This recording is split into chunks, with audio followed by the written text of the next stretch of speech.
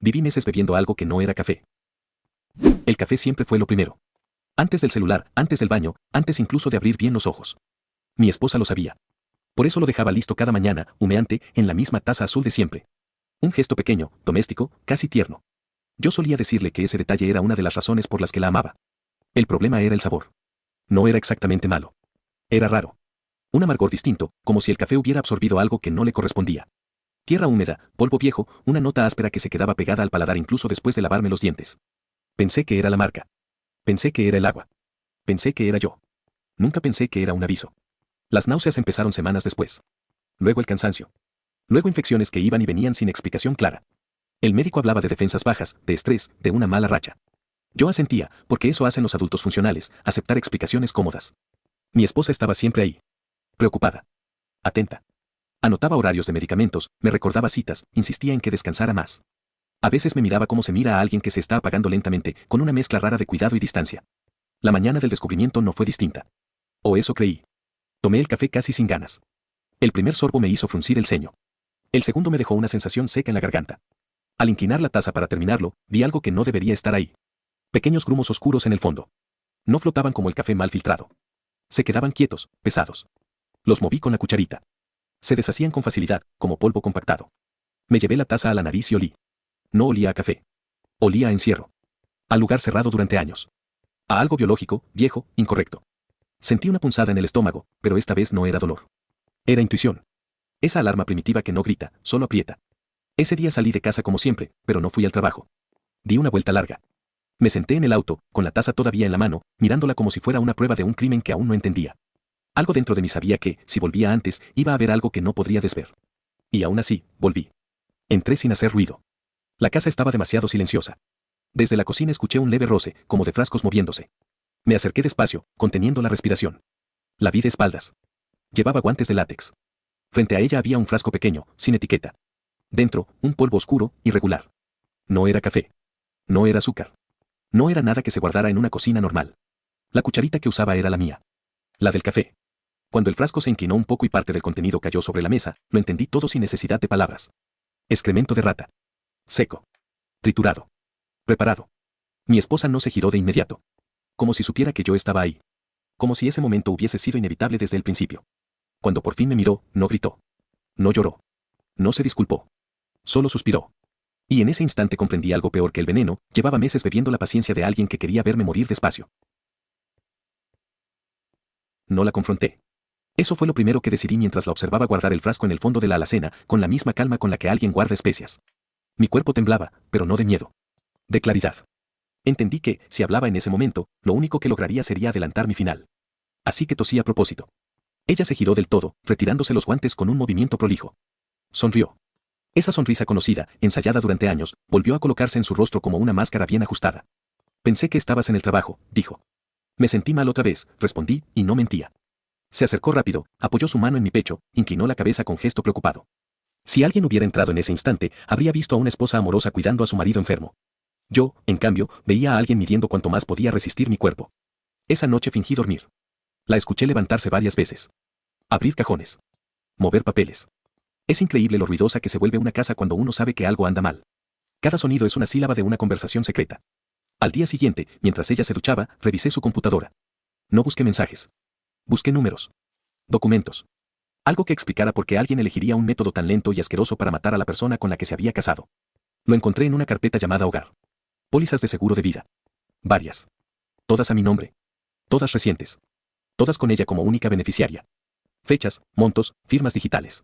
Un plan armado con paciencia, como el polvo que caía cada mañana en mi café. Entendí entonces la lentitud. No quería un infarto repentino. No quería un accidente sospechoso. Necesitaba que yo pareciera a alguien que se enfermó solo. Que fue apagándose. Que generó historial médico. Que dejó constancia de debilidad. Cada consulta al médico era una pieza más del rompecabezas. Cada café, una inversión. Empecé a guardar muestras. Pequeñas cantidades del café que me servía. Las escondía en frascos vacíos, rotulados con fechas. Me sentía ridículo y aterrorizado al mismo tiempo, como un científico improvisado en su propia casa. También dejé de beberlo. Fingía hacerlo. Mojaba los labios. Volcaba el resto por el fregadero cuando ella no miraba. A los pocos días, empecé a sentirme mejor. Menos náuseas. Más fuerza. Mi cuerpo reaccionaba como si hubiera salido lentamente de un pantano invisible. Ella lo notó. Te veo distinto, dijo una mañana. ¿El doctor cambió algo? Tal vez era estrés, respondí. Sus ojos se entrecerraron apenas. Un gesto mínimo, pero suficiente. El plan estaba fallando. Esa misma semana encontré algo más. Un cuaderno, escondido entre revistas viejas. No tenía dibujos ni recuerdos. Tenía cálculos. Fechas estimadas. Anotaciones sobre síntomas. Dosis. Palabras como incrementar, pausar, esperar. Mi vida convertida en un experimento doméstico. Lo más perturbador no fue el cuaderno. Fue una frase escrita al final de una página, con letra firme, sin dudas. Que parezca natural. Esa noche me senté frente a ella durante la cena. Comí. Sonreí. Hablé del clima. De cosas pequeñas. Ella me miraba con atención, como evaluando si todavía estaba a tiempo. Dormimos en la misma cama. Y mientras ella respiraba tranquila a mi lado, yo entendí algo definitivo: no solo tenía que sobrevivir. Tenía que demostrarlo. Sobrevivir dejó de ser suficiente. Cada día que pasaba sin beber el café era una victoria silenciosa, pero también una provocación. Yo lo sabía. Ella lo sabía. En nuestra casa se había instalado un juego nuevo, uno sin reglas habladas. Un ajedrez doméstico donde cada gesto podía ser una amenaza. Empecé a actuar peor de lo que estaba. Tosía cuando no hacía falta. Fingía mareos. Me apoyaba en las paredes como si el cuerpo me fallara otra vez. Dejé que creyera que su plan seguía funcionando, solo más lento. Vi alivio en su rostro. Vi paciencia. Vi cálculo. El error vino con la confianza. Una tarde dijo que saldría con una amiga.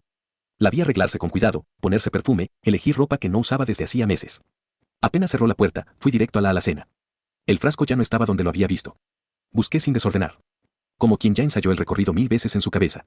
Lo encontré detrás de productos de limpieza, envuelto en una bolsa plástica, con una etiqueta nueva escrita a mano. No decía rata. No decía nada explícito. Decía mezcla. Ahí entendí que había cambiado algo. Que había ajustado la dosis. Que el polvo ya no era solo polvo. Saqué fotos. Muchas. Del frasco. Del contenido. Del cuaderno. De las pólizas. Grabé videos cortos. Mi respiración se escuchaba agitada, pero firme. No era pánico. Era concentración. Esa misma noche, mientras ella dormía, hice algo que nunca pensé hacer. Preparé yo el café. Usé la misma taza azul. La misma cucharita. El mismo ritual. Dejé que el aroma llenara la cocina como siempre. Cuando terminé, volqué una mínima parte del contenido del frasco en el café y luego lo tiré todo por el fregadero. Lavé la taza. Volví a preparar café limpio. A la mañana siguiente, se lo serví a ella. Hoy te toca a ti, dije sonriendo. Siempre hago todo mal. A ver si así queda bien. Hubo un segundo. Solo uno. En el que su rostro se congeló. No fue miedo. Fue cálculo fallido. No tengo ganas, respondió. Me cae mal el café temprano. Insistí tanto cuando yo estaba enfermo, repliqué, suave. Solo un sorbo. Lo tomó. Un sorbo pequeño. Simbólico. Insuficiente para hacer daño. Pero suficiente para sembrar algo mucho más potente. La duda. Ese día me llamó 3 veces. Preguntó cómo me sentía. Si había vomitado. Si había tenido fiebre. Yo respondí normal. Tranquilo. Demasiado bien. Por la noche, revisé la basura. El frasco estaba ahí. Vacío. Ella había entrado en pánico. 2 días después, apareció con una sonrisa nerviosa y una noticia que no esperaba. Hablé con un agente de seguros, dijo. Quizás deberíamos revisar algunas cosas, por si acaso. Ahí estaba. La grieta. No supe si se dio cuenta de que yo sabía. Pero su plan ya no era endeavable. Se había vuelto torpe. Apresurado. Y cuando un plan así se acelera, siempre deja huellas. Esa noche, mientras fingía dormir, sentí su mano en mi pecho. No era un gesto de cariño. Era una comprobación. Yo contuve la respiración. Ella retiró la mano lentamente. Y en la oscuridad, entendí que la historia ya no trataba solo de un seguro. Trataba de quien iba a ser descubierto primero. El error de ella fue creer que yo estaba solo. Esperó demasiado para darse cuenta de que nadie sobrevive a algo así sin pedir ayuda, aunque sea en silencio. Yo no fui a la policía de inmediato. No por miedo, sino por estrategia. Sabía que una acusación sin contexto se evapora. Necesitaba que la verdad llegara acompañada. Empecé por un laboratorio privado. Llevé las muestras de café en frascos rotulados, como un mal archivo familiar. No dije demasiado. Solo que sospechaba de contaminación. El técnico me miró raro, pero tomó las muestras. Me pidió tiempo. Ese mismo día pedí copia completa de mi historial médico. Ver mis propias visitas ordenadas por fecha fue como leer el progreso de una enfermedad que no había elegido. Infecciones recurrentes. Síntomas digestivos. Debilidad inmune. Todo encajaba demasiado bien. Luego hablé con alguien que ella no esperaba, su hermana. No entré acusando. Solo pregunté. Comenté mi cansancio. Mencioné el seguro de vida, como quien habla de trámites aburridos. Vi el gesto. La sorpresa mal disimulada. ¿Seguro de vida? Repitió. ¿Desde cuándo? No respondió nada más, pero no hizo falta. La casa se volvió tensa. Ella empezó a observarme con más atención. Revisaba la taza después de que yo bebía. Hacía comentarios sobre médicos nuevos. Sugería viajes. Lugares lejanos. Escenarios donde yo estaría lejos de cualquier ayuda. Yo seguía guardando pruebas. Los resultados del laboratorio llegaron una semana después. Presencia de bacterias compatibles con excremento de roedor. Riesgo alto. Exposición prolongada. No decía su nombre. Pero decía suficiente. Fui a un abogado. No uno de películas. Uno cansado, con papeles apilados y mirada práctica. Escuchó todo sin interrumpir. Cuando terminé, se quedó en silencio unos segundos. Esto no es un intento, dijo. Es un proceso. Esa frase me heló más que cualquier diagnóstico. Presentamos una denuncia formal. No la llamaron de inmediato. Primero verificaron. Compararon. Cruzaron datos. El seguro apareció como un faro sospechoso en medio de todo. Ella empezó a sentirlo. Preguntaba si estaba bien. Si estaba seguro de querer seguir con todo esto. Si no era mejor descansar.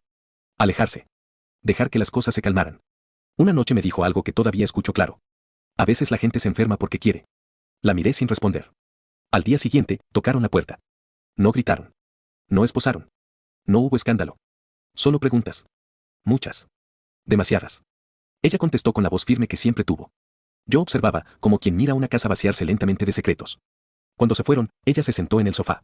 Por primera vez desde que la conocía, no tenía un plan visible. ¿Qué hiciste? Preguntó. Dejé de tomar café, respondí. No dijo nada más. Esa noche dormí con la puerta cerrada. Y supe que el final ya no dependía de mí. No hubo un gran momento de justicia cinematográfica.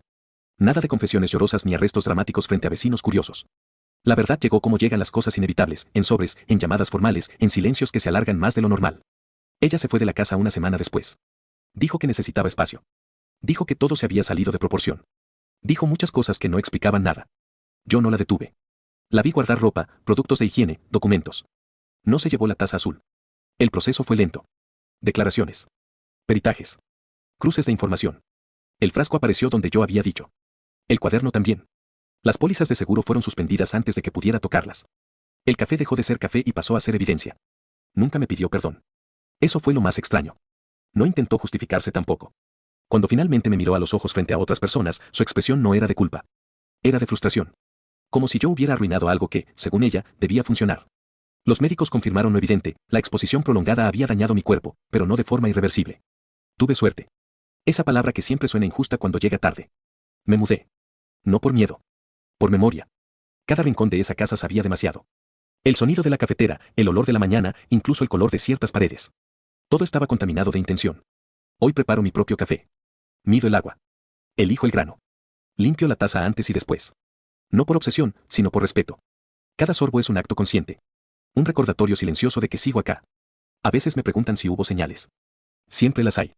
El sabor extraño. El cuidado excesivo. La enfermedad que no mejora. La sensación persistente de que alguien está administrando tu fragilidad con demasiada precisión. No todo veneno mata rápido. Algunos se esconden en gestos cotidianos. En sonrisas. En rutinas compartidas. Y cuando se descubren, no dejan un final limpio, solo un sedimento difícil de lavar. El café nunca volvió a saber igual. Pero sigo bebiéndolo. Porque sobrevivir también es reclamar las cosas pequeñas. Incluso una taza al amanecer.